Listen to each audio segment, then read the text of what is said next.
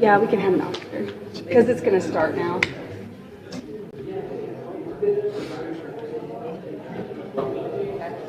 Sorry, I didn't realize you were not. Oh, that's okay.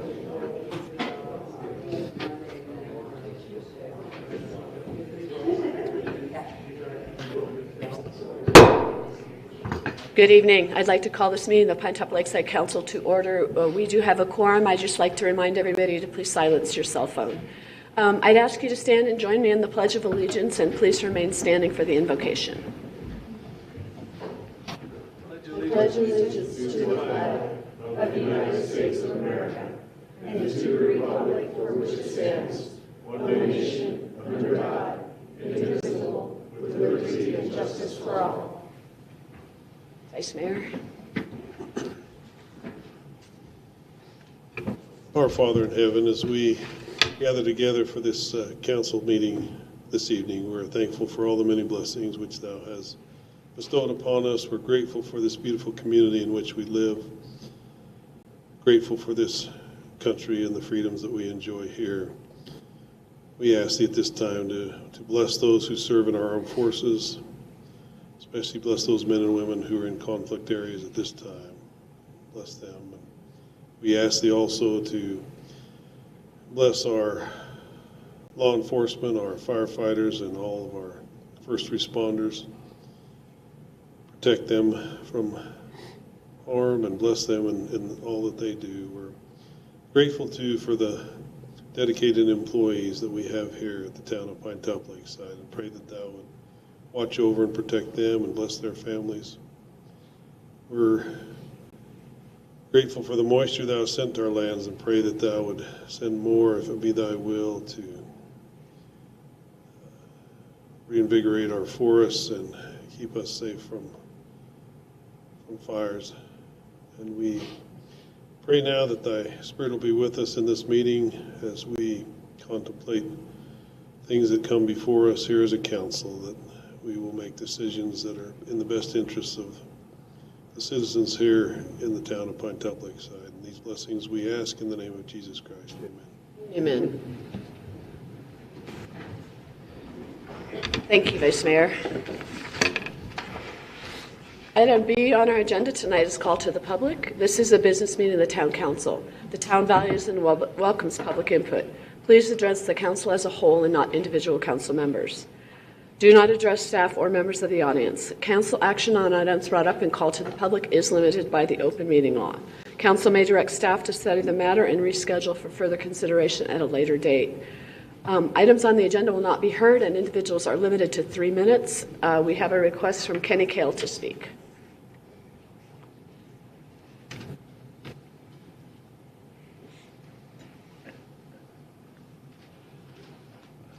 I got to get readers on here.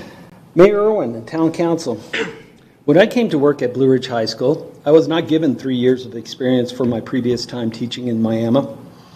My yearly salary was $5,000 less than someone who also taught as a state employee working the same job, the same experience in metropolitan Phoenix.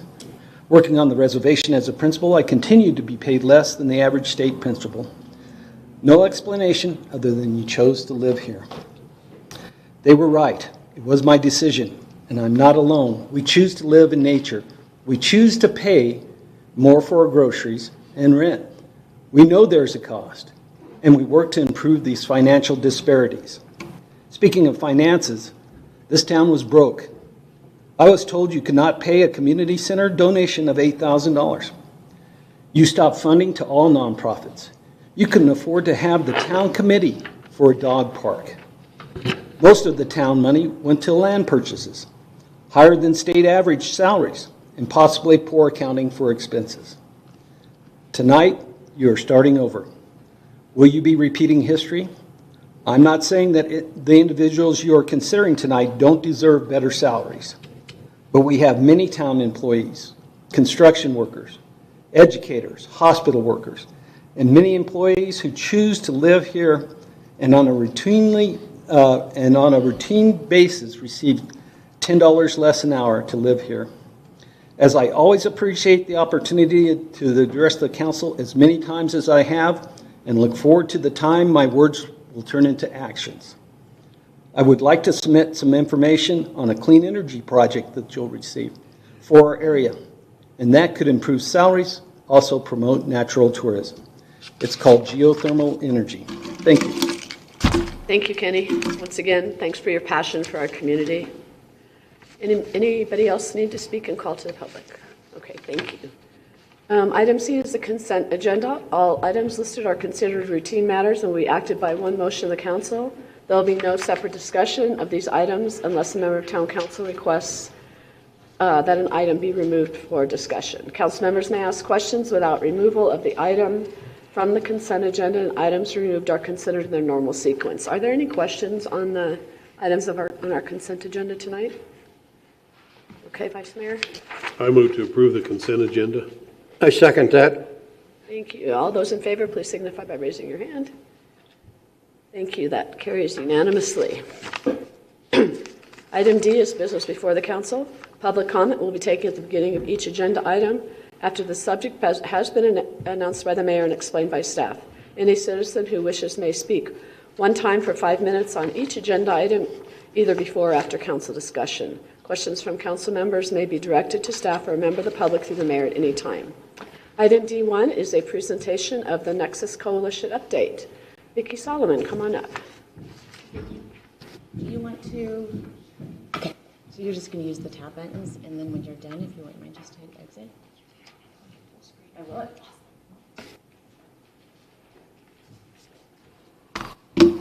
Excellent. Thank you, and I appreciate the time in being here. For those of you who don't know me, my name is Vicki Solomon, and I am the Executive Director of Nexus Coalition, and I've been in prevention for about 16 years now, and I've actually been running Nexus Coalition for the last 10, and I just want to do a little kudos to the town of Pinetop-Lakeside.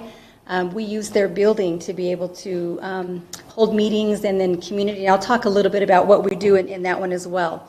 But thank you very much for that. I'd like to come and present and just show a little bit about what's going on in your guys' town. And then just a little background. Our mission is pretty much we just want to get people together and we want to collaborate, partner with them, and we're working on youth substance use. We want to lower those rates. We want to help build resiliency. And in doing so, we're going to work with 12 different sectors in the community. So when I think about that, I have to giggle because one of them on there is other. So anybody that's breathing, we want to work with you. And so we try to partner with lots of different organizations. What have we actually done? We run off of a grant year that goes from October to October. So this is this last past grant year. There's 6 of us. I say 5.5 because Cheyenne is part-time. She'll be leaving us in May, as she's due to have a baby. But we had about 9,600 youth that participated in our program. We had 3,400 adults, 661 activities, 824 naloxone. And with the naloxone, we always do that education piece that's tied to that because we want to make sure that people know what to do with that as we leave them behind. And then also we have 42,205 education materials that we distribute out to the community. So I feel like when I look at the things that we do, that's why we're so busy and exhausted all the time, because there's about 5.5 of us that's working on that. Right now we have a youth contest that we are promoting, going into the schools and trying to encourage people to utilize their artistic side. And we've had lots of fun youth participate in this, and it's amazing what they come up with. So that's going on right now. And then I want to also do kudos to Blue Ridge Junior High. The Arizona Youth Survey comes out every other year, and it's a survey that's been around for a very long time, past 2010, and it is very helpful to be able to get funds funneled through Navajo County with 8th, 10th, and 12th graders that are participating in this Arizona Youth Survey. And we're working with the high school right now, and I think we about got them talked into it. It's only one class period for the 12th graders and the 10th graders. And so I think we're going to get that summed up as well. But it's helpful for bringing money into Navajo County. So the kudos to Blue Ridge for doing that. We have a phenomenal diversion program. I absolutely love this program. Brittany runs this for me over here in the Pinetop-Lakeside area. We team up with, right now, currently, Sholo Teen Court has a great program, and youth are, I guess, mandated to come do some education pieces with us. And then we also have Blue Ridge kiddos that participate in that, and then also into White River.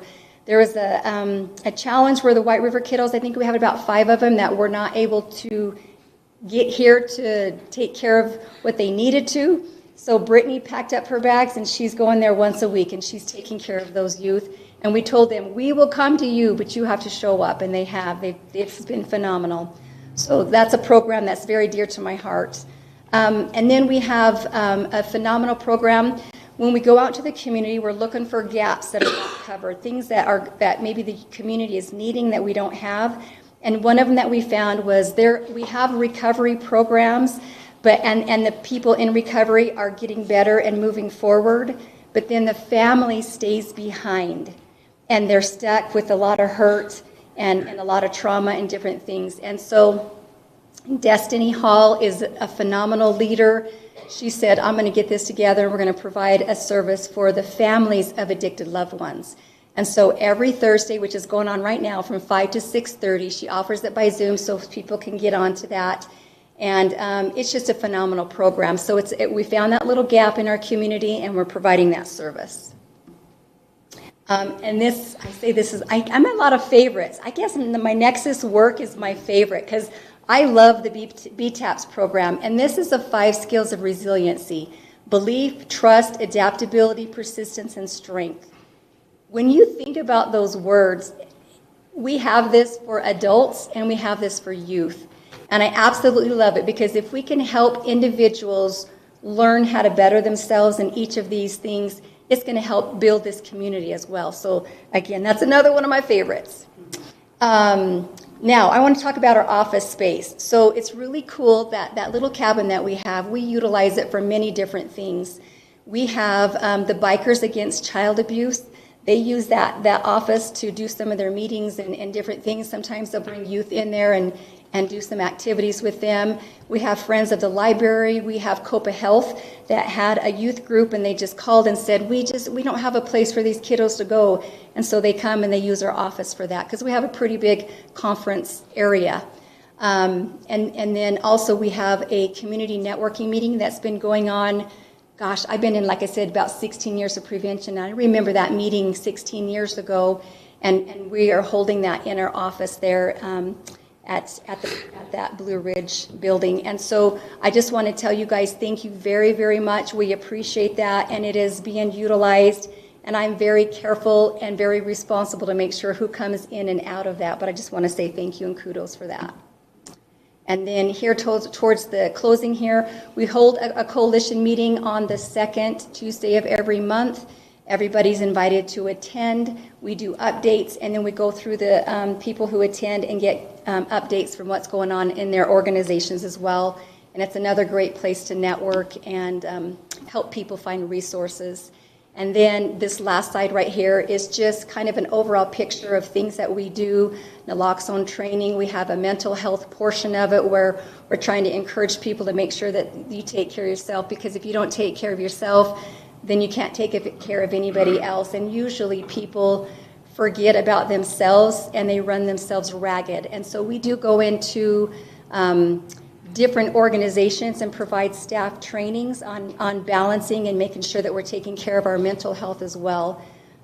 So lots of different things that Nexus does. If there's something that you see a need in and you wonder if there's a service out there, if we can't help you, then we will find somebody that does that.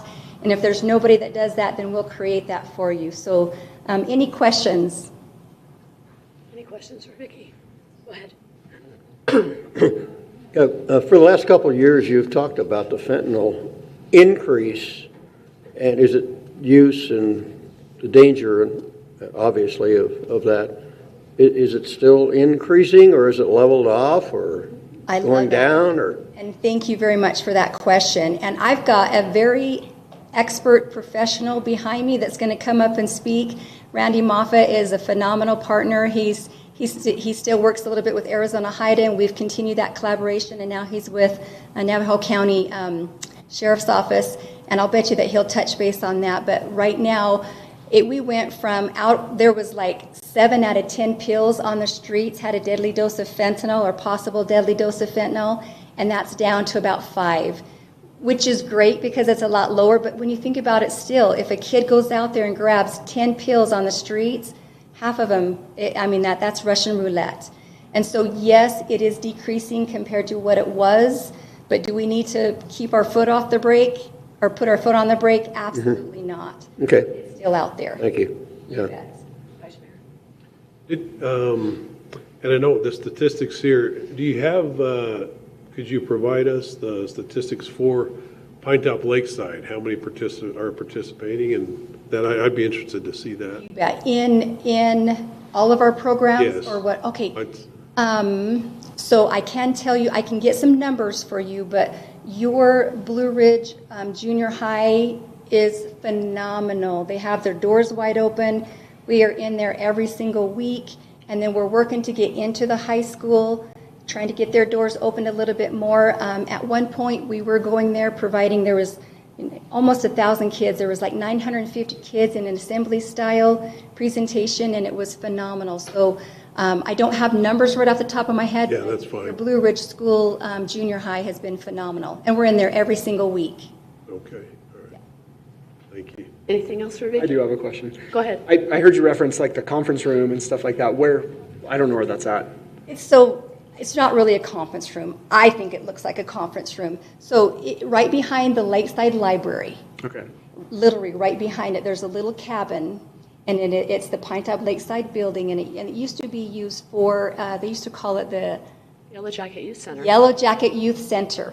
And the youth was there often, and we still try to get youth there often, but we don't use it like that as much. That's the building that we're referring to, and we've been able to upgrade it substantially in the last 10 years to where now I'm not embarrassed about it. You can go in, and it's very nice and comfortable and professional.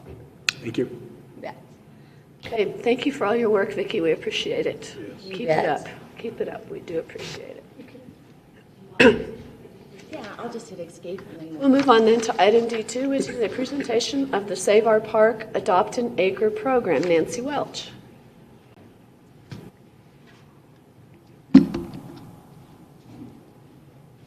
Thank you, Mayor Irwin and members of the council. It's a pleasure to be with you again this evening, and I'm really here to give you an update on what we've been doing since our September appearance with you and to answer any additional questions. As you can see, the name of our presentation today is Debut 2026 for Adopt an Acre. We are very close to being able to announce publicly the program to help start to fund quality maintenance at Woodland Lake Park, as we've talked about in the past. And so that's what I'm going to focus on today, is what we expect very soon, continuing to work with you, expect to have a public announcement of Adopt an Acre when we're all ready and set with that. I'd like to thank Mayor Irwin for her input, as well as Annie DeRozier for her help in helping us just continue to move this ahead. So as you recall, Adopt an Acre is really to help raise funds to help the town maintain Woodland Lake Park. And we chose Adopt an Acre, as you probably recall, because it provides an easy continuing program for everyone in the community, whether it's a business, an organization, residents, visitors, institutions, to contribute. And they would be contributing via Save Our Park, which, as you know, is a 501c3 nonprofit organization. And since September, our focus has really been on infrastructure. Save Our Park needed to update and upgrade much of its infrastructure, and so we have created a new website that we will be taking a preview with tonight. We've developed payment, donation options, subscription features. We're planning for a public rollout We've developed a new community newsletter to be a monthly communication vehicle. We've renewed Facebook and Instagram to start with our rollout, and we've created a rollout toolbox that can be used by Save Our Park. It can be used with the town, and it can be something that we can use over time to make sure that we are communicating well and that we are really getting the word out about this very important program. So we've really, as I say, have focused on infrastructure since September. Our next phases will be, in 2026, will be really outreach and follow-through. And that follow-through is critical to being able to reach the goals, the big goals that we all have for this program and for the park and a partnership with the town. So our outreach will be focusing on the public rollout when we are ready, community speaking, implementing ideas from committees that will be led by Save Our Park members, committees for residents, visitors, tourism, businesses, all of the kinds of target audiences that we've talked about. We'll be developing committees so that people develop the tools and activities that really make sense for that target group and that we are able to follow through with getting those target groups to donate through Adopt an Acre. We'll be implementing ideas from those committees and certainly coordinating with the town. Expanding our contacts and networks. Outreach is a never-ending job, as you know, and it's a never-ending personal job and organizational job. The follow-through is our third phase for 2026. It focuses on consistent communications, kiosks and signage, planning with the town for the remainder of 2026, more tools and activities for raising awareness and sponsorships, grant applications. There are certain sources of funding that we would like to bring to the organizations and towns' attention so that we can make sure that we are getting every possible dollar that can come into the town for Woodland Lake Park, that we are able to do that.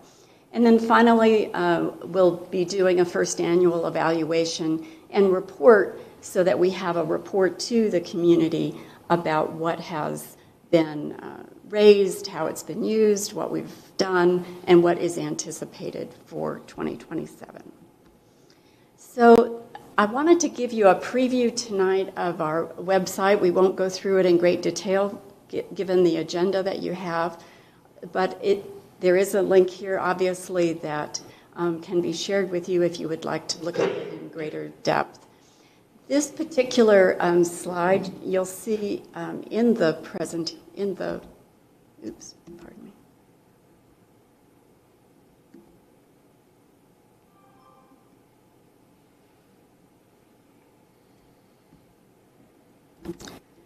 Lisa, can you tell me how I might get to the link? Oh, please. Thank you. Thank you so much. So this is the landing page of our website, and we appreciate the help that we've gotten on it from people throughout the community. It is heavy on photographs. Obviously, we want to emotionally engage people with the park. And it focuses on visiting the park, which is really moving, obviously, through the town's reservation cycles, all of the activities that the town sponsors. We talk about support, which is really about volunteering, about bringing additional resources to it, and we obviously also talk about Adopt an Acre. Lisa, could you click on the Adopt an Acre, please? Click on the Adopt an Acre in the menu or on the picture. That's fine, thank you. And move that down just some. Thank you. A little bit more. Great, thank you so much. So the Adopt an Acre page, you can get to it in two ways. One, through the photograph that is on the homepage, And then there is a menu at the top to be able to get you to the Adopt an Acre. As you know, it tells you how to do it, what it means to adopt an acre, the fact that we are helping to fund quality maintenance that is done by the town. It tells people that they cannot change that acre in any way. They can have an acre in their name, they can do it for someone else, all of those details that we've talked about in the past. So then this is really where it gets to the, are you ready to adopt? People click on the color. Would you click on one of those colors, please?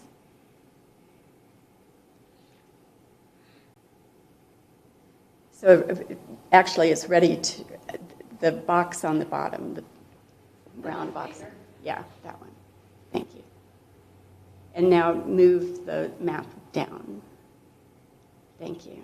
More. Yes, more. Now move the map up. You can see that we still have a little bit of detail to work out here, and the map is one of those things. The map shows the initial 107 acres in the park. And as acres are added, we will put more and more colored boxes there. The brownish boxes are the $50 boxes, the green boxes are $200, and the blue boxes are $500. The difference in cost is based on estimates of the difference in maintenance cost, and we are anticipating that we will be able to continue to have those the acres that cost more, that we'll be able to fill those out as we have more and more acres in the map. So here you would select an acre. You want to select one of those boxes? And then we won't go directly through all of this, but I wanted to show you that we are really set to have people adopt an acre by sending us through Stripe, sending their donation to Save Our Park. That donation goes into a special earmarked account that is only used for Adopt an Acre, and we are then able to send a certificate thanking someone. We can send other materials, put them on our communication list, all of that. This particular form is the way that we are really setting up a long-term relationship with people who donate. So that is really, let's see, you want to go back to the, can you go back to the home page? That's fine, yeah. So we've really tried to structure this so that it answers the questions that people will have about Save Our Park, about the town's work and ownership of Woodland Lake Park, and what they can do to continue to donate and support the park. So we really hope that this will go very quickly. I don't have a sense of how fast these acres will be adopted, but we will be working to make it as quickly as we can, so that there is that funding for the maintenance. So I'll be happy to answer any questions that you might have.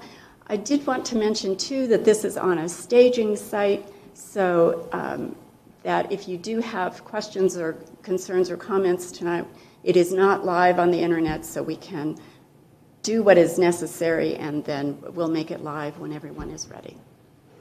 Any other questions? Any questions or comments? Go ahead. Go ahead, Jerry. Well, I'd like to thank Save Our Park. You guys have been excellent benefactors to the town of Pinetop-Lakeside over the years in the hundreds of thousands of dollars. So we appreciate all that you do for us. You're welcome. Thank you. Yes, Vice Mayor. Yes, thank you. Also, the question I had on an earlier slide, it said the rollout was happening March 24th. Is that? You know, that is a tentative date. It was what I had in mind, but it can be done when we are ready and when the town is Okay, ready. that's next week, so that's not going to happen at this point, is that right? You're right. Okay, all right. I just wanted to double check with you. Thank you. Thank you. They'll still take your money. Yeah. Yes, if anyone would like to adopt an acre tonight, I would be delighted to make that happen. Okay. Well, thank you. We look forward to seeing the success of this program because we really, really need your help. And Councillor Smith is right. We value the partnership we've had over the years and hope that it continues. So thank you, and thank you to the very team much. that you brought with you, too. Yeah. Okay. Thank you. All right. Thanks, Nancy. Excuse me. We'll move on then to item D3, which is a Navajo County Sheriff's Office 2025 overview and update. Randy Moffat's going to be here. You don't look like Sheriff Klaus. That's okay. Thank you, and thank you to the board for allowing me to be here to present just a little bit. Sheriff Klaus is on the other side of the county doing another presentation, so he couldn't make it tonight. But he's kind of sneaky, I will tell you that, because he's like, hey, do a PowerPoint for us. And so I did the PowerPoint, and I was like, perfect. I submitted it to him, and then he's like, go present it. So be careful what you ask for. So we wanted to talk about kind of what we're doing this year with the Sheriff's Office. Wanted to give you some updates of how things are happening and make sure that if you have any questions, we'll go from there. So our dispatch center, we have to knock on wood every single time we talk about that dispatch center. We are fully staffed.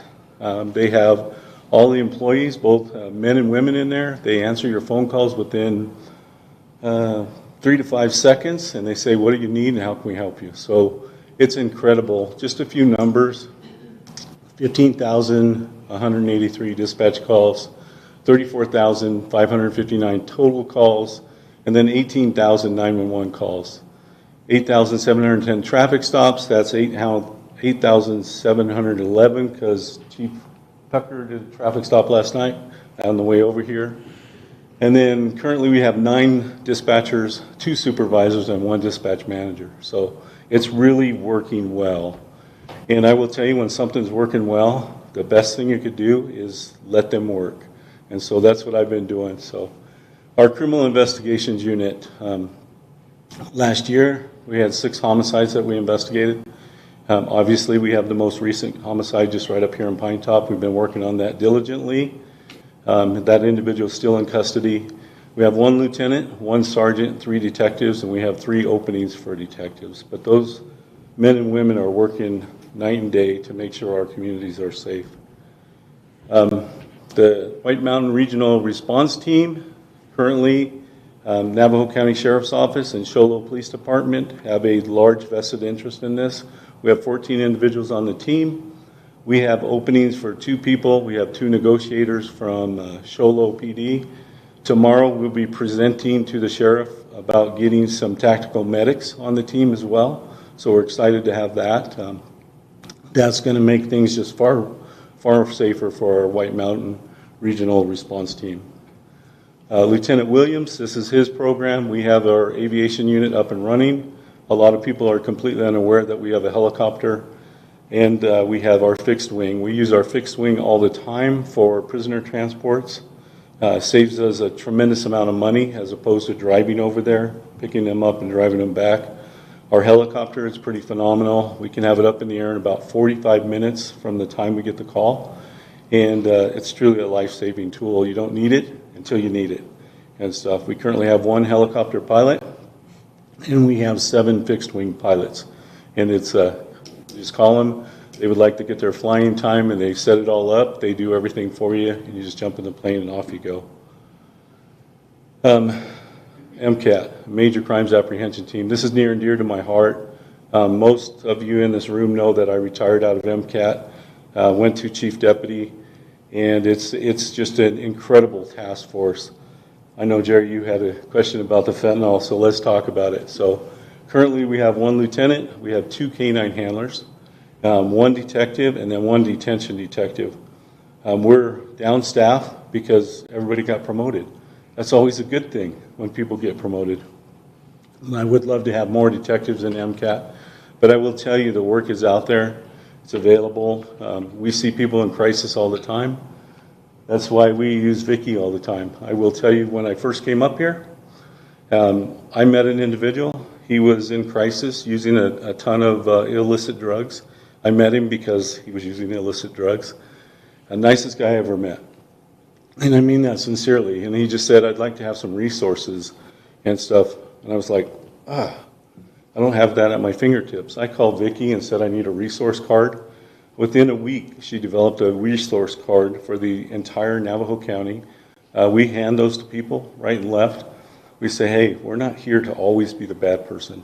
We're here to make sure you get the resources you need. Thank you, Vicki. So drug seizures. This is always a crazy topic. Methamphetamine, 347 pounds. Heroin, 5 pounds. Cocaine, 27 pounds. Cocaine is back on the rise. It's coming back up. Marijuana wax, 73 pounds. And then that's fentanyl pills. As you can see, 533,000. So, Jerry Smith, to answer your question, it's kind of leveling off. Right. The terrible part is if I were a drug smuggler and I were to drive to Phoenix or Tucson, I could buy a fentanyl pill for about 24 cents a pill. I could bring it up to the White Mountains, and I'm going to sell it anywhere from $8 to $10 a pill. So that's what we see. It's just a really, really damaging cycle. And, you know, I could probably do that trip, and if I drive legally 7 hours, if I drive like I normally drive, probably 6 hours. So it's really leveling off. But the thing is, Vicki said it perfectly. We need to make sure that we're never letting up on trying to get people resources, trying to get people the help they need. Fentanyl powder is a new big thing. That's coming up. And then we have 0 asset forfeitures based on the forfeiture laws. So we're not really seizing the money like we were in the past. We were taking ill-gotten gains from drug dealers. It's just not out there anymore. Everything's crypto or they're doing Venmo or whatever. They're getting their money a different way. Proactive enforcement successes, physical arrests, that's always, you know, it can flex anytime. We have 213 for last year. This is the drug task force. Agency assist, 259. That's us running out to DPS on the interstate when they're asking for a canine, saying, hey, we need a dog out here. Drug trafficking organizations, those are 5 or more with a person with leadership status. So that's how we break that down. It's a big, fancy definition for a group of people who work together to smuggle drugs. So 2 of them are closed. 1 of them is actively open, and we're still working that. Search warrants, 49. Vehicles, 13. And then residential, 10 search warrants. Our arrests, this can change given any daily investigation, 228 for last year, the year before 213. And then this is kind of where we've been all over the map. We help everybody. We never say no. We go and go and go. So our DPS assists are at 43. I might need those readers if we still have those. But, so, you know, NCSO, CI assist, and then NCSO patrol, and then probation. We assist probation with a lot of searches too, just to make their world safe. And so we're always out there doing something.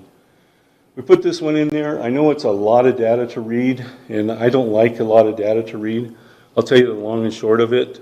We have a very, very aggressive, smart, intelligent, young detective. His name's Jordan Smith.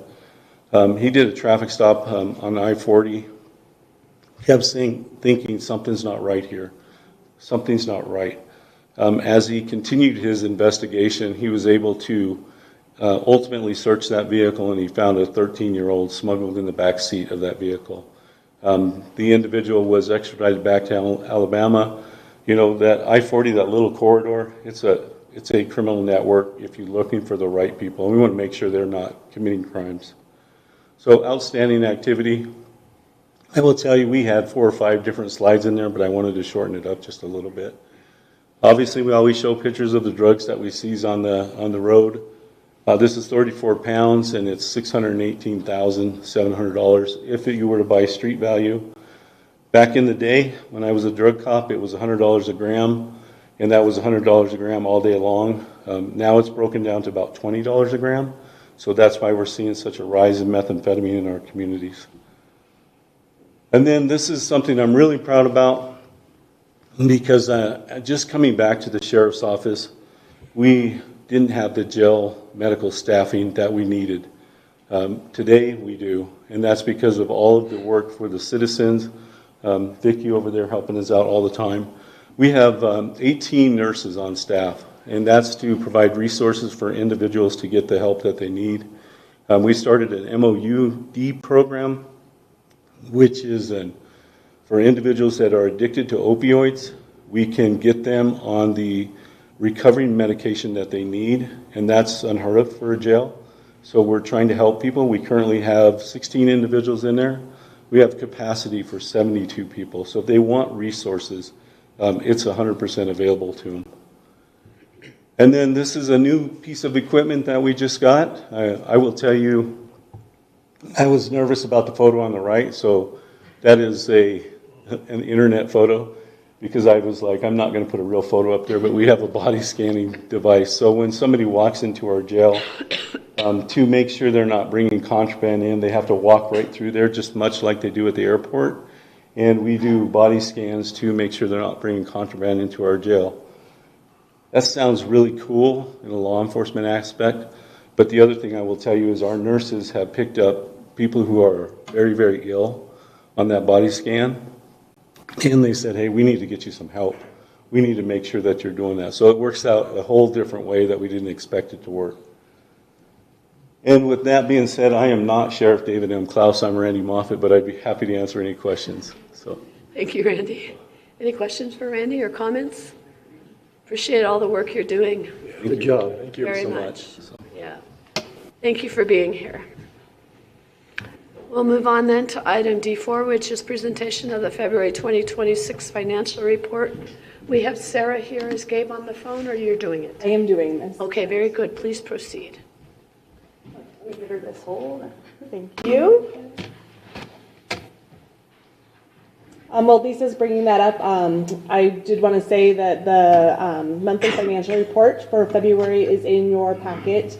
And so I will touch on the expenses, but I did want to touch base on, you'll notice that there is a missing piece of information in the financial report for February related to our revenue. And so what's transpired over the last week and a half is we realized as we were going through our revenue that there was a discrepancy in what we had been submitting to the council as far as how much sales tax revenue by buckets we have received. So what's happened is there was not a reconciliation that was done from that report from the sales tax from the state to what we were actually receiving in the bank account. And so we, with the help of Annie today, we were able to go through and reconcile all of February. So I'm happy to report that February is reconciled, and it's not been an issue of what we've received and reporting in our financial statement. It's more of what we're showing in the slide from that 5-year sales tax information. And so we've identified a process based off of our February reconciliation that we did today. And so now the next step is to go back and start with July and move July through January. And then we'll have year-to-date March financials for you in the next presentation that will be tied out to what we've actually received in the bank. I don't anticipate huge changes. What it seems like what we found is that there was about a week of reporting that the state that we were not pulling into those reports. So it seems like every month we were missing about a week of sales tax revenue that we were not reporting on. So we'll provide more information on once we fully have that reconciled out for everyone. But that is why the financials are missing your revenue numbers for this month. So just for clarification, is that a cumulative a week every month it's missing? That's what we're seeing right now until I can go all the way back to July and start over. I can't tell for sure, but that's what we noticed when we were looking at the January report. It seems like there's about a week that we were missing. Okay, thank you. With that, so unfortunately we will not talk about revenue numbers here, but I do have the report on our expenditures and cash. So looking at where we're at from an expenditures perspective on the general fund, you can see here Our managerial costs are about 20% of our expenditures, with personnel at 73%, and then training at 5%, and operations at 5.9%. One thing, looking at our year-to-date actuals in the general fund, we've spent about just under $5 million on a budget of about $9.6 million. We're about 67% of the way through the year with our 8 months completed, and we've spent a total of about 51% of that budget. So we're doing really, really well, and that's kudos to the organization here to continue to manage the expenditures. There are a couple of areas or departments that are showing red or yellow. The yellows are not concerning whatsoever, and neither is the red, frankly, but the yellows are right there. It's just timing on our annual contracted fees and things like that. And same thing with the magistrate department as well. That's really been red all year long because of that annual contract that we pay in July timeframe for Navajo County. So great things that the team is doing and continuing to manage their expenditures. Looking at our next slide, which is our other expenditures by our other funds.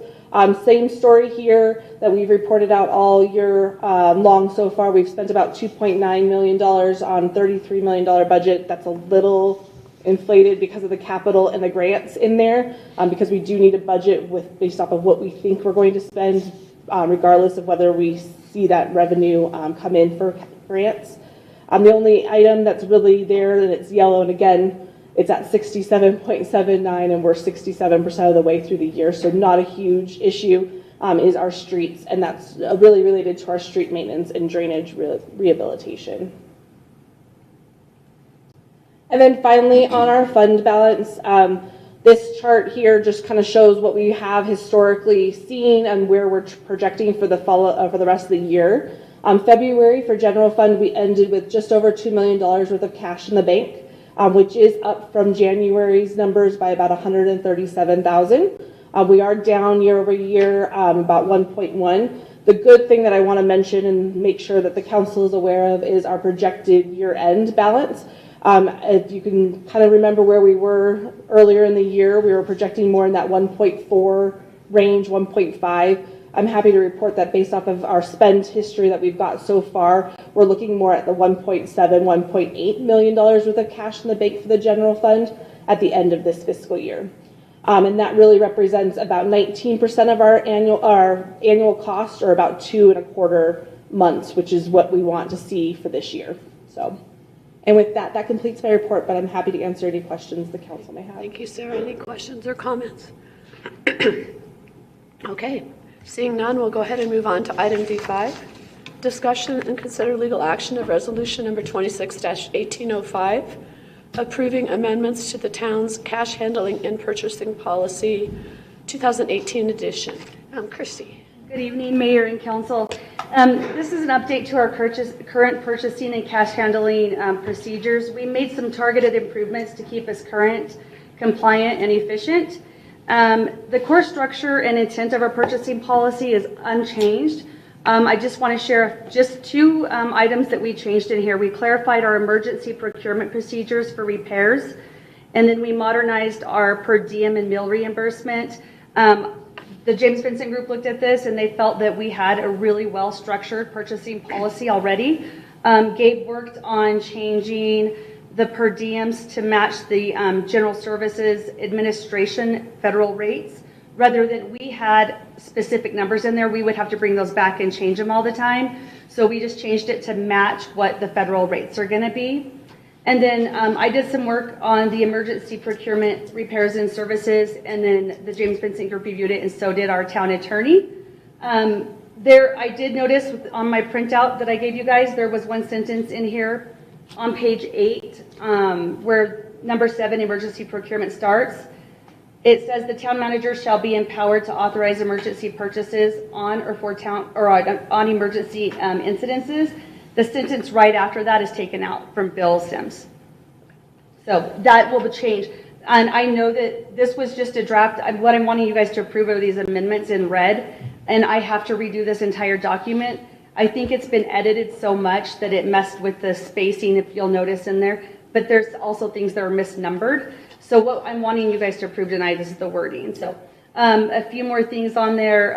A good example is what we just had happen at Woodland Lake Park with the plumbing issue over there, considered an emergency.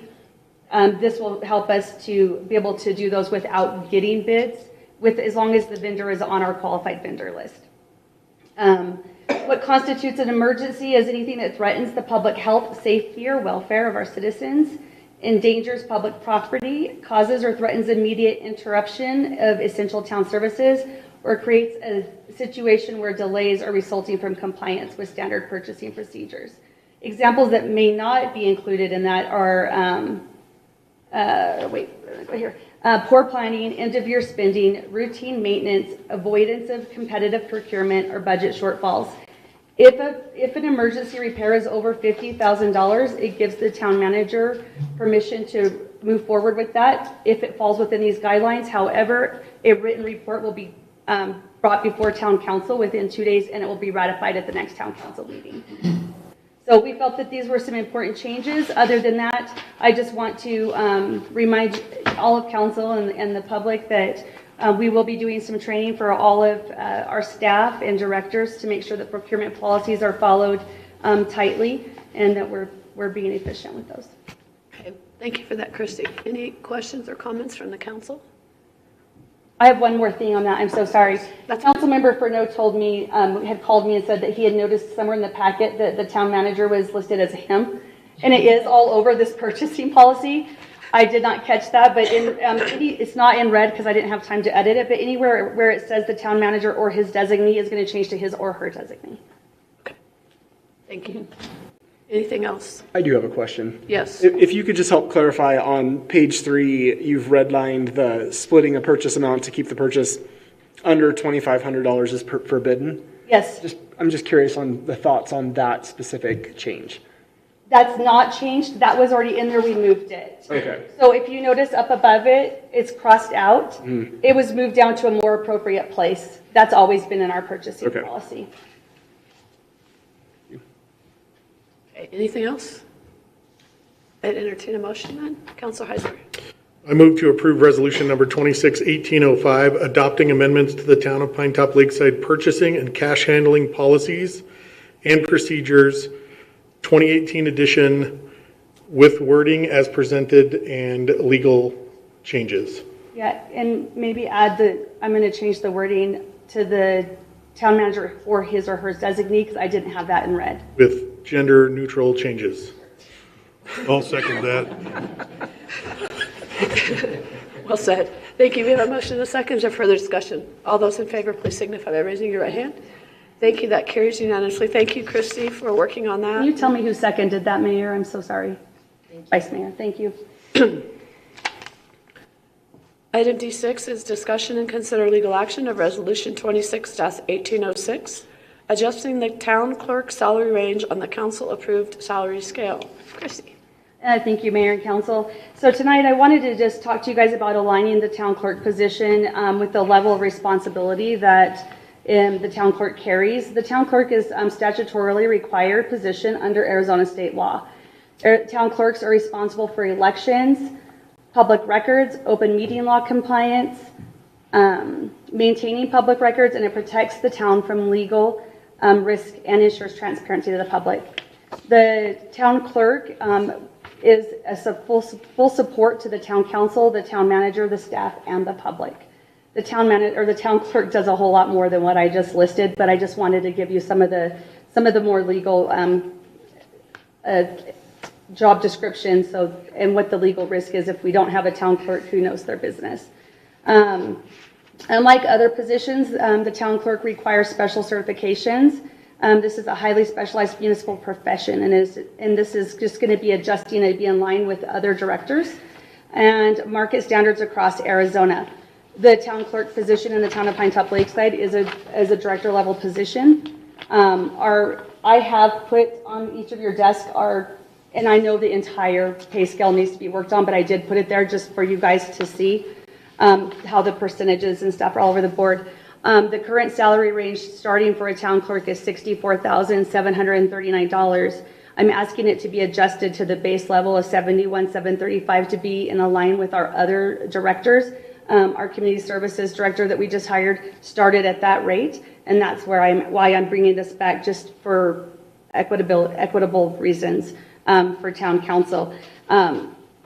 If you guys have any questions, I'm happy to answer that. I do realize that it would be piecemealing our salary scale together a little bit. The whole thing is being looked at right now in its entirety.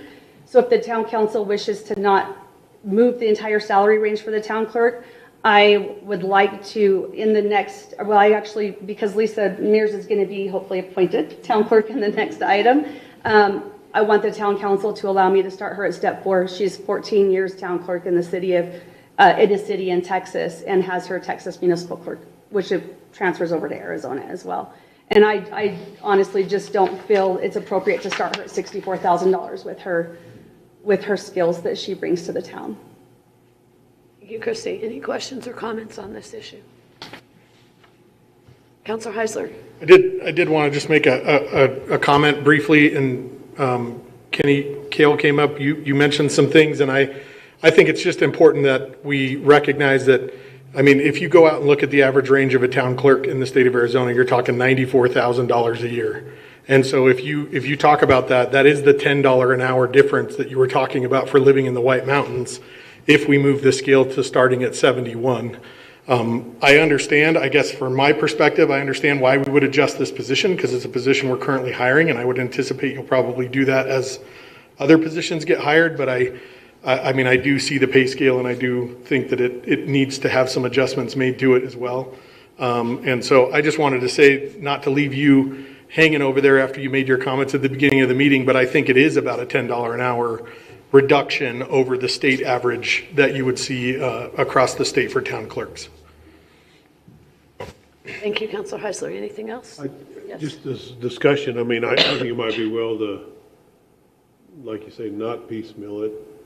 And I'd certainly go with raising her up to the step 4, but I think maybe it's just better to do the whole thing together, come back with that, rather than whatever you guys decide. Yeah. I mean, I'll make a motion if no one else has any questions or anything, but. Go ahead. I move to authorize the town manager to place town clerk Lisa Mears at step 4 of the current town clerk's salary range to align with her experience and qualifications. We have a second? Okay, that motion fails for lack of a second. Pardon me? I said, are we on that agenda item? I thought we were just on the town. We are. Oh, I'll second it. Okay. Is there further discussion? All those in favor of the motion made by Vice Mayor, please raise your right hand. Thank you. That carries unanimously. Thank you, Christy. Okay, we'll move on then to item D7, which is discussion and consider legal action of resolution number 26-1807, appointing Lisa Mears, town clerk for the town of Pinetop-Lakeside. Christy. Thank you, Mayor and Council. Earlier this month, we held a pretty selective process. We had 2 applicants for the position of town clerk. They provided a written assessment. They did an oral interview and a professional presentation. I think we had a really strong hiring committee assembled for that, and Lisa and McKinsey, who both applied for the job, both got really good marks. Lisa was recommended unanimously to be appointed to this position. Lisa's been over training with me for about a week now, and she's doing a great job. And with her experience, I would like to recommend that council appoint her as town clerk for the town of Pinetop-Lakeside. Okay, I would like to have one clarification. Sure. The CDR references a different salary than the resolution references. The resolution references We left it blank because we didn't know. 69,368. Oh, yeah, I need to change that. Okay, so I can change that resolution if you guys approve it with the amendment. The Vice Mayor made to, so the step 4 of the salary scale is 71,675. Okay, yeah. So the resolution will be adjusted. I'll fix it. Okay, thank you. Just don't sign that one tonight, Mayor. Okay, okay. I would like to invite Lisa up to tell us about herself and introduce your other half if you would like to. You want to go up to the You podium? want to come up here? No, really? Good evening, Mayor, Vice Mayor, and Council. I'm honored to have been chosen for this position. I look forward to serving the council and continuing to serve the community alongside our amazing staff and the executive team. I have my Jeff in the audience. And then I have there are 7 girls in my family, and they're having a girls' weekend this weekend, so I think they're watching online. Oh, wow. That'll be fun. Well, welcome. I guess assuming this passes, but I have enjoyed getting to know you at Public Works, and I look forward to great things. So, are there any other questions or comments? What community did you serve in Texas? It was the Town of Trophy Club, right in Dallas-Fort Worth, right in the middle. Yeah. Okay. Well, I move to approve resolution number 26-1807, appointing Lisa Mears to the town clerk for the town of Pinetop-Lakeside with a retroactive effective date of March 9th, 2026. I second that. Thank you. We have a motion and a second. Is there further discussion? All those in favor, please signify by raising your right hand.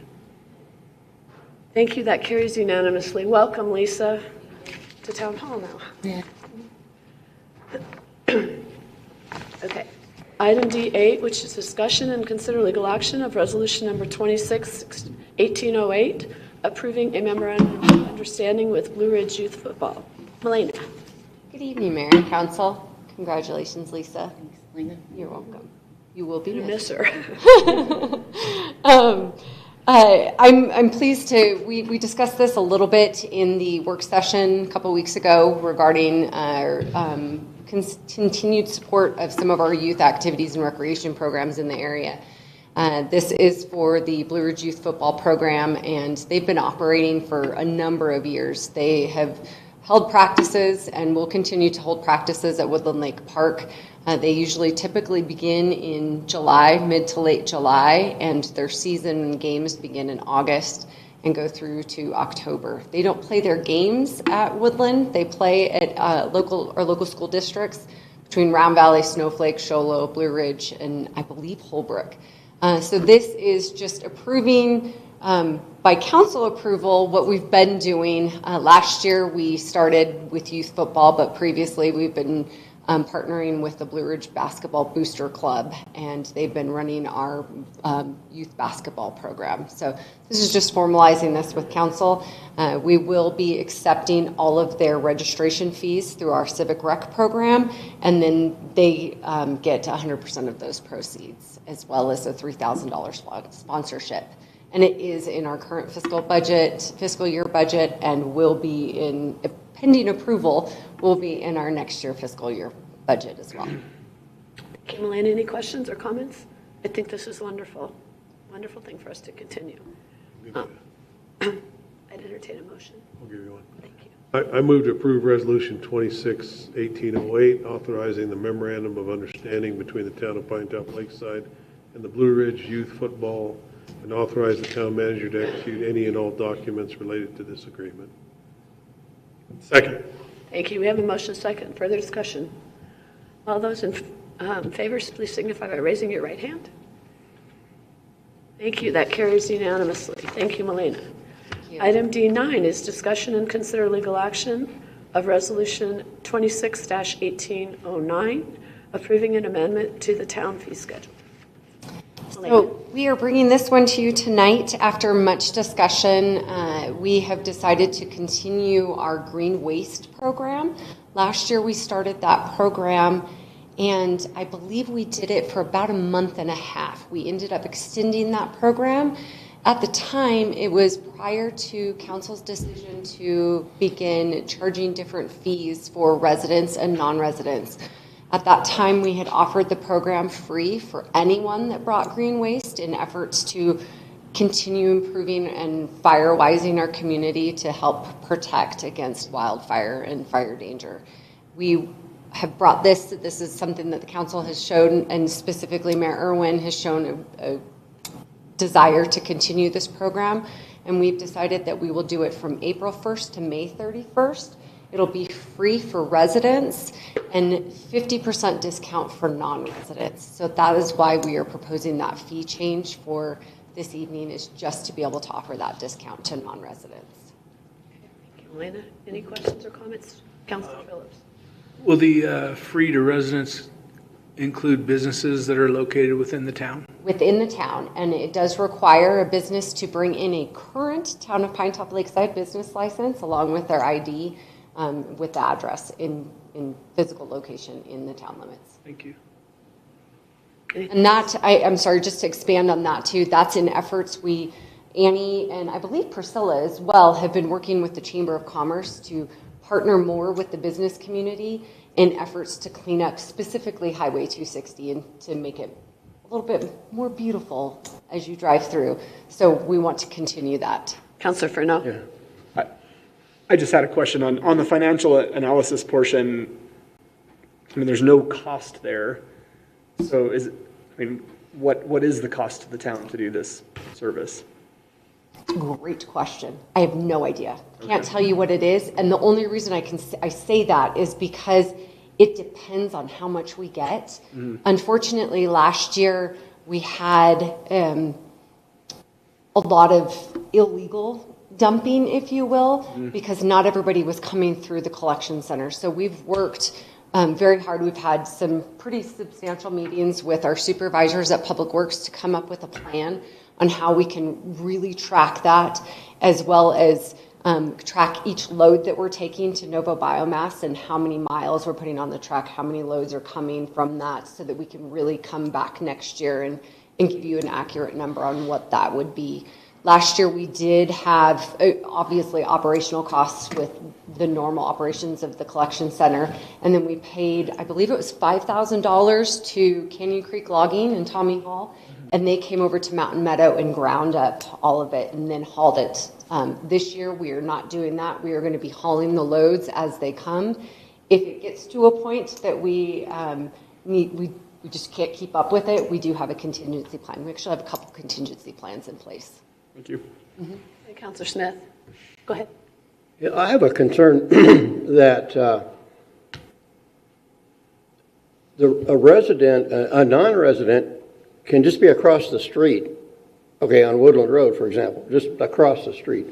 And if the intent of this is to prevent wildfires, and I'm not sure we should limit it, really, and charge more for someone out of town, although, you know, I don't want everybody from Sholo to come also. But I'm just wondering if there's another way to do that somehow. Maybe if they have a Lakeside or a Pinetop mailing address, they would qualify for the free green waste. I would like to encourage everybody to do that, because that can help prevent a big problem. Absolutely, that's completely understandable. And that was actually brought up this week.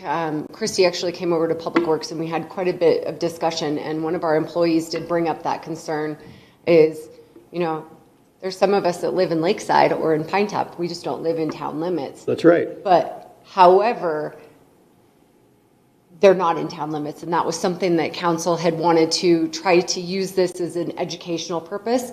But after discussion and thinking about it, and Christy and I spoke about this as well, one thing that we do have to keep in mind is we don't charge a property tax. So we don't collect specifically just from Pinetop Lakeside residents. We do collect from anyone who shops in town. With that said, it could be from, we collect our sales tax revenue from people that may not live here. However, we do only get state shared revenues from the people that live in Pinetop Lakeside. They're using our roads even if they don't live here. So that's something to consider. We certainly could reevaluate, and we would have to shift our program, and it would require some more work for our staff to verify and education to tell people that they have to bring in that utility bill. And we not saying that we couldn't do it.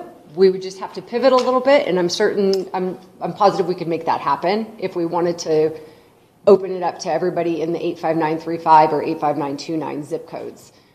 It just might be a little bit more of a process. I don't think we should do that.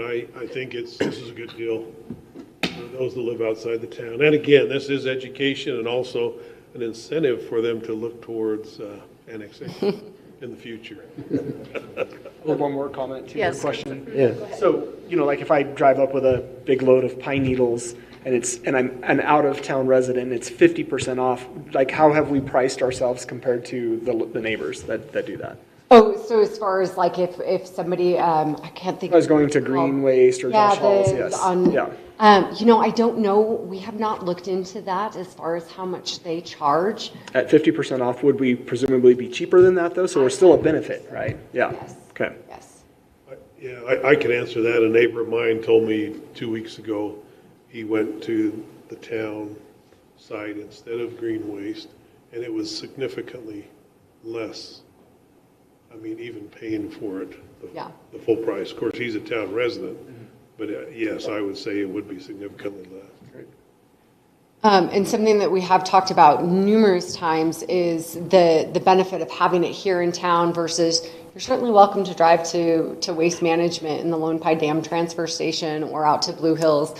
But then you have that time and the wear and tear and all that when it's conveniently located. However, I will, Eric, our collection center supervisor, is back in the office. So he's on light duty. He will, I will ask him to look into that and just to make sure that we are being competitive. Right. Councilor Heisler. I was just going to say, I too don't think that we should give it away. We have expense that we're paying to do it. It's our trucks and our people and our maintenance that's going into it. I know that the city of Show Low, if you want to dump, they offer it for free, but you got to bring a utility bill from the city of Show Low in order to be able to do it. And so it is an expense for us to handle that.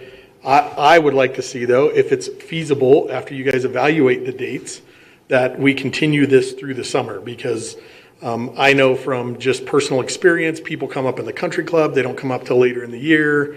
They're trying to get their properties cleaned up, and I just think that if it's feasible for us to offer this benefit longer, that we should consider doing that. So if it is, I'd love to see it come back to council, maybe for an extension. Okay. That's something we can certainly look into. However, we do offer the Green Waste program for a fee all year round, so that does help the collection center, but it does also help the community. I would like to see how it goes, especially because we are doing it for a full 2 months this year, and then reevaluate how much of a burden it is on our staff. We are still, at the moment, 1 truck down. We're hoping to get that repaired here in the next couple of weeks, and I'm going to say month, just to give us an extra little time to get that back on the road so that we can haul more efficiently. I'm not putting any pressure on you. I just, if it works, I'd love to see it extend. I don't disagree. We have a huge, as you know, as being a firefighter, we have a huge fire risk this year, and it's continued from last year. So I think this is a great program to help our residents not only clean up their properties and our businesses, but to help mitigate that fire risk. And I think once we've evaluated it, we'll have more of an idea of can we afford this? Absolutely. Really, as a community. Yes. So and I know Eric and the collection center staff are going to do a really great job of keeping track of that this year so that we can really come and we know exactly how much that's going to cost us. Okay. Thank you, Melina. You're welcome. Any other questions? I entertain a motion. Councilor Heisler? I move to adopt resolution number 26-1809, amending the town of Pinetop-Lakeside consolidated fee schedule to establish a 50% discount for non-resident green waste disposal during the green waste disposal event held April 1st, 2026 through May 31st, 2026, and authorize the town clerk to update the fee schedule accordingly. I'll second that. Thank you. We have a motion second. Is there further discussion? All those in favor, please signify by raising your right hand. Thank you. That carries unanimously. Thank you very much, Melina. Thank you. Item D10, discussion and consider legal action to approve a revised job description and salary range for administrative assistant to the town clerk. Christy. Good evening, Mayor and Council. As part of our ongoing organizational review and restructuring efforts, I wanted to bring back this proposed job description and salary range to Council. This is a job description that has been in our job descriptions and salary ranges in the past. When I was hired on with the town, I was hired as an assistant to the town clerk. And then when I started attending courses and started working towards my CMC, I was made a deputy town clerk. So right now, what I'd like to do is we want to wait just a little bit of time. Lisa's asked to kind of get her feet underneath her so that when we do hire somebody for that, she can go on and train an assistant. We would evaluate that person for a year and see if it's something that's going to work, if they're interested, if they like it, before we start putting in for them to go to school. There is a cost to the town for that. So right now, I want to bring administrative assistant to the town clerk back into our job description titles, and with the salary range of $37,851 to $57,253. I do want to keep deputy town clerk in the salary range so it moves along if we do end up moving this person onto that eventually. That's what this item is for tonight. Okay, thank you, Christy. Any questions, comments for Christy? Councilor Heisler. I just wanted to make a comment again. As we talk about where money's going within the town and kind of restructuring positions, this is another step towards, I think, to Kenny Kale's point earlier, right? This is steps of restructuring the town, not just doing some of the things that you were mentioning before. So I think it's all positive stuff, and I appreciate it. Thank you. Any other questions, comments? Motion, Councilor Heisler. I move to approve the job description and classification for the position of administrative assistant to the town clerk as presented, and authorize the town manager to adjust the council approved pay scale accordingly. All second. Thank you. We have a motion and a second. Is there further discussion? All those in favor, please signify by raising your right hand. Thank you. That carries unanimously. Thank you again, Christy. Couple more for you. Yeah, I have a few tonight. D11 is discussion and consider legal action to approve the creation, job description, and classification for the position of finance and administrative clerk. Thank you, Mayor and Council. This, again, is a new position for the town. This is just ensuring continuity in our financial operations following the resignation of our accountant. Our accountant left and gave us a 2-week notice, but that's not enough time to post a job and hire someone and train somebody. So I have to tell you, like, our staff has stepped up big time. Annie has learned payroll and processed payroll this week with the help of Sarah and Kristen from the James Vincent Group. Lisa has learned the benefits part of payroll, which we sat down and worked with the James Vincent Group today. And actually, even though I used to do it, I think they knew more than us, because I'm glad to say that they work with a lot of the companies that we do our benefits payroll through. So they kind of showed us some stuff we didn't know. We have, I got another contract with the James Vincent Group for just accounts payable and payroll. And that total for the year is, I want to say, $27,000. And I want to bring in a position for a finance and administrative clerk at a low end of a clerk position, which is in line with a library clerk of starting at $36,049 to $54,527. With that, we don't need an accountant on staff, but I will leave an accountant job. I will leave the accountant job place in the salary range in case this doesn't work out and we decide to bring it back in-house. But for now, this is just kind of a maintenance position to help with there was a lot of things Stacy did that I don't think everybody realized. And so we need some help with getting, all of the bills we get, paper from all the different departments within town, scanning them all over, making sure everything's filed, being able to help with the audit so we have someone in-house. And it's going to take a lot off of the staff that has all stepped up right now and is wearing many hats. So this is a new job description. I don't have it in front of me tonight, but do any of you have any questions on the job description? The James Vincent Group worked on that job description for us, for what they kind of need in that position. Any questions? I think this is a great move forward. Yeah. Thank you. I've had motion. Go ahead. I move to approve the job description and classification for the finance and administrative clerk position, and authorize the town manager to amend the pay scale accordingly. I second that. Thank you. We have a motion second. Is there any further discussion? All those in favor, please signify by raising your hand. Thank you. That carries unanimously. Christy again. D12, information, discussion, and legal action regarding the town's fiscal year 26-27 employee health renewal. Thank you, Mayor, Council. I just, back on D11 real quick, I'm going to get that one job posted to fill up that finance. Great. Yeah, just so you guys know, so we'll have that assistance for our staff. This item is regarding the town's fiscal year 26-27 health insurance. In our budget discussions for fiscal year 25-26, council had asked us to reach out to more carriers to do some comparisons for our health insurance, and I did get some letters from a couple of the companies. We reached out to 3, and they had 2 that wrote us a letter, and they're on your guys' desk, just so you know we did do our due diligence and worked with them. And they both declined to quote for it, and it wasn't them declining to quote, the insurance is declining to quote. They said it's too early in the season. The way our contract is with Kairos, we have to give them our letter of intent by tomorrow. So I had to bring this to council.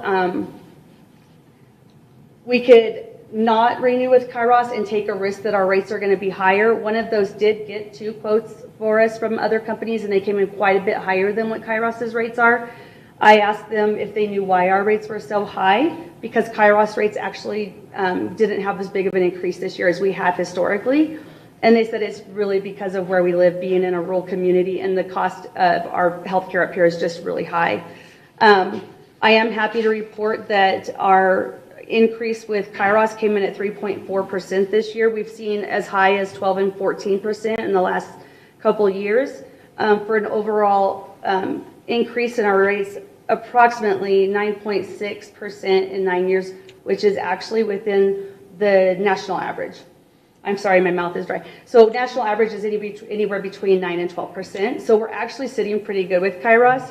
So my recommendation for you guys tonight are the premiums go from $1,068,648 to $1,105,381, which is a difference of $36,733.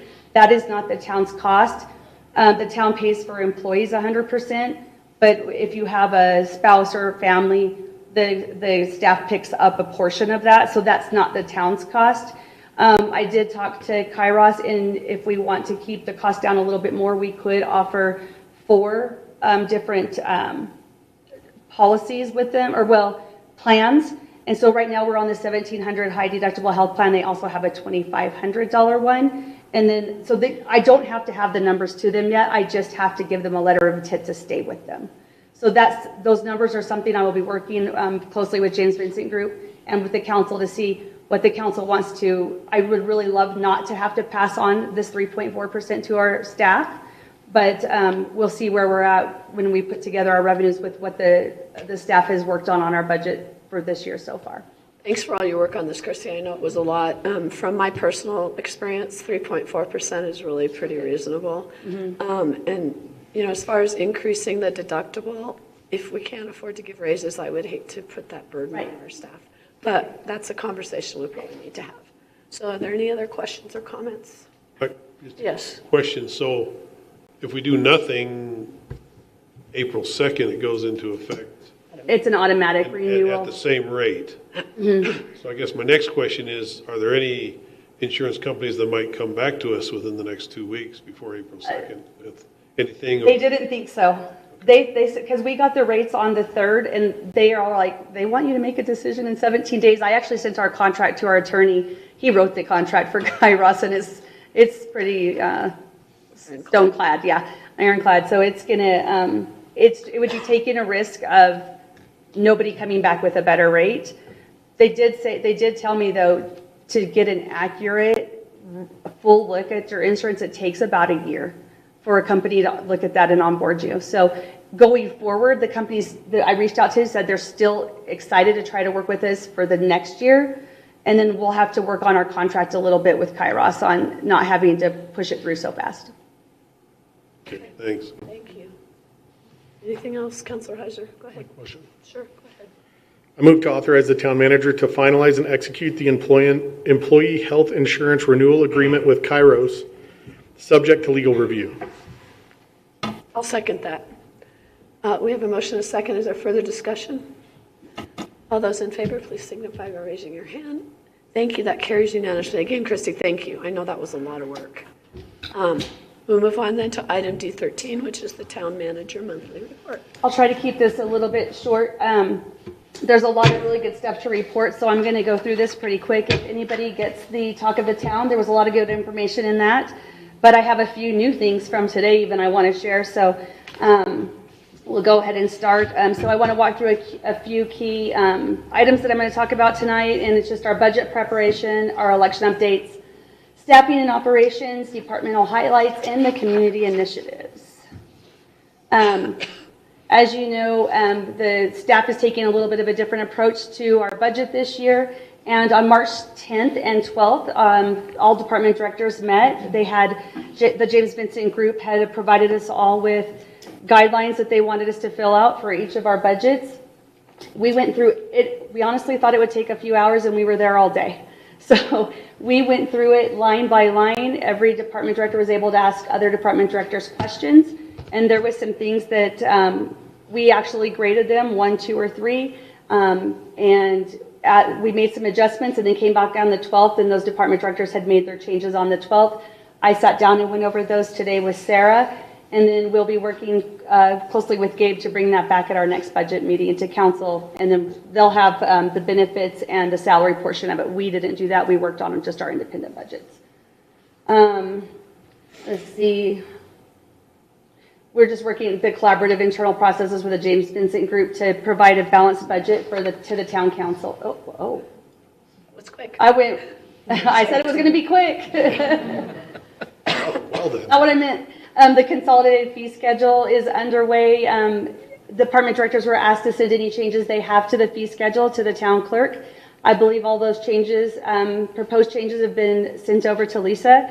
We'll be posting that 60 days prior to our June 14th meeting. 18th? So many dates in my head today. The same date that we adopt the tentative budget will be when the fee schedule will come to council. There's only just a few minor changes on that.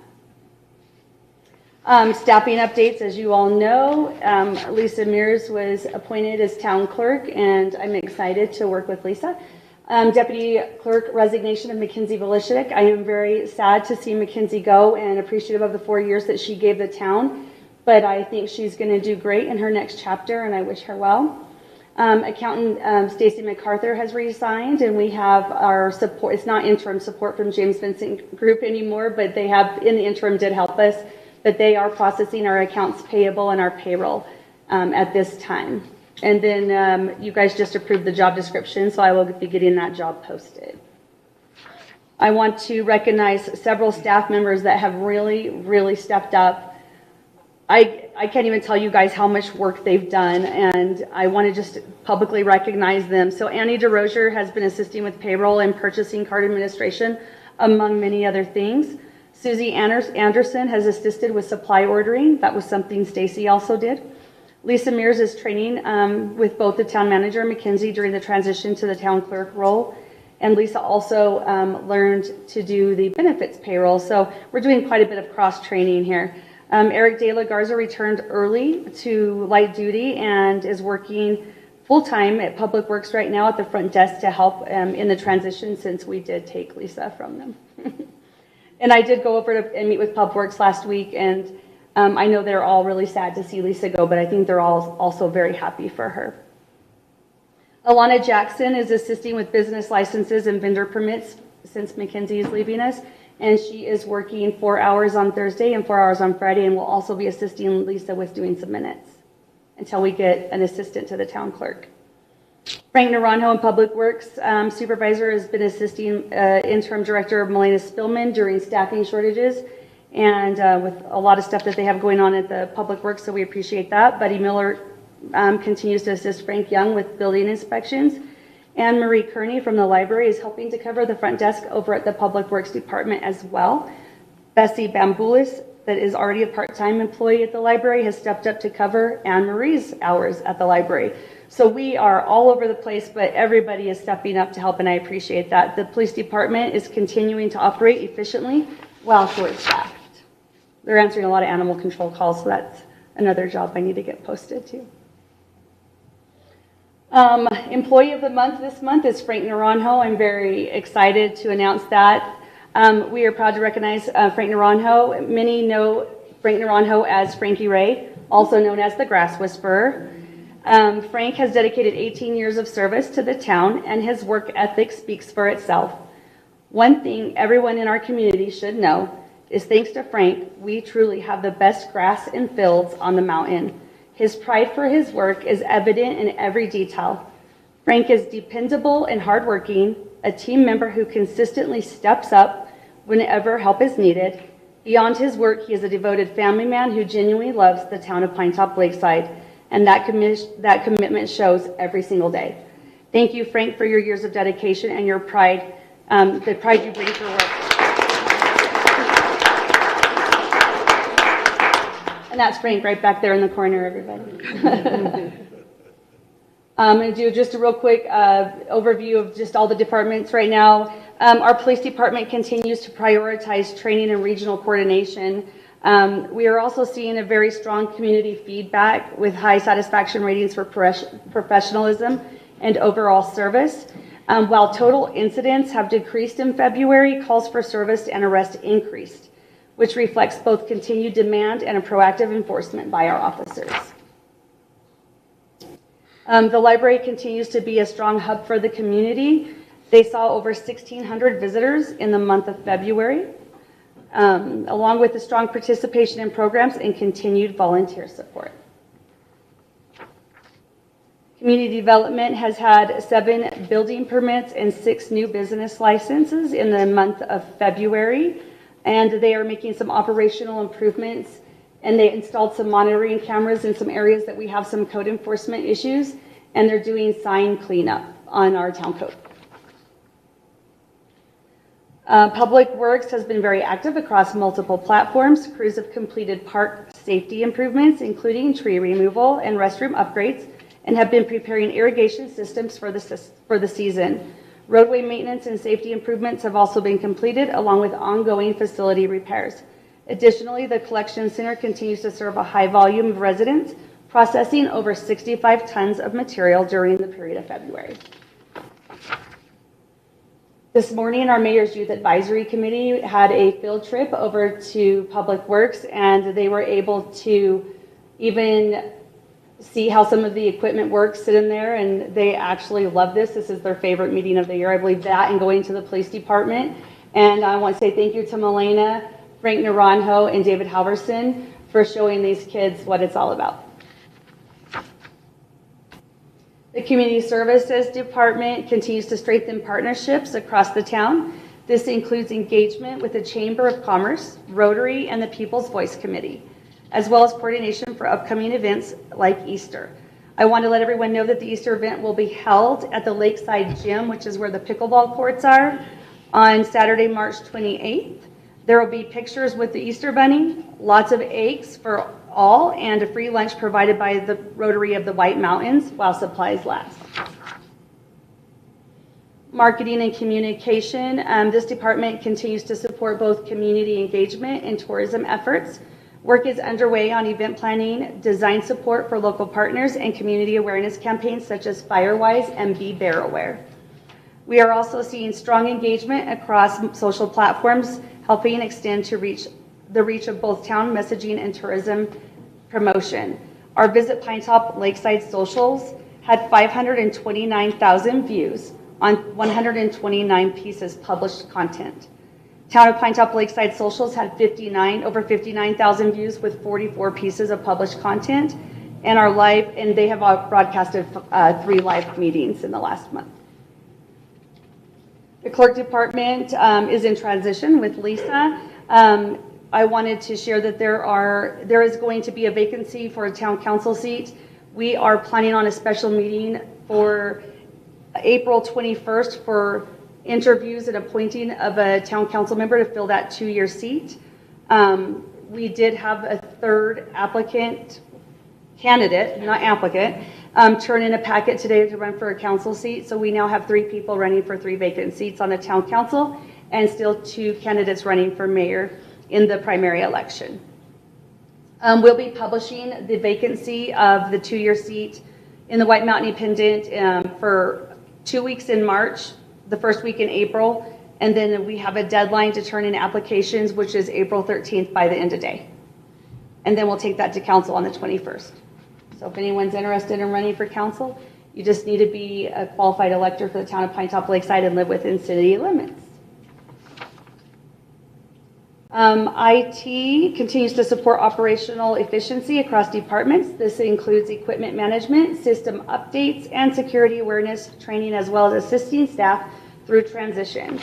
With all of the changes in staff, Ryan has had to set up a lot of new computer systems for us. I'm not going to talk too much about the green waste disposal, but we do have a flyer that we will put out. It will be in talk of the town. We'll have copies of it here at town. And this is just for the green waste disposal, but the collection center also has managed to stay busy. And we're hoping that the residents will take advantage of this and make our town look nice and firewise it.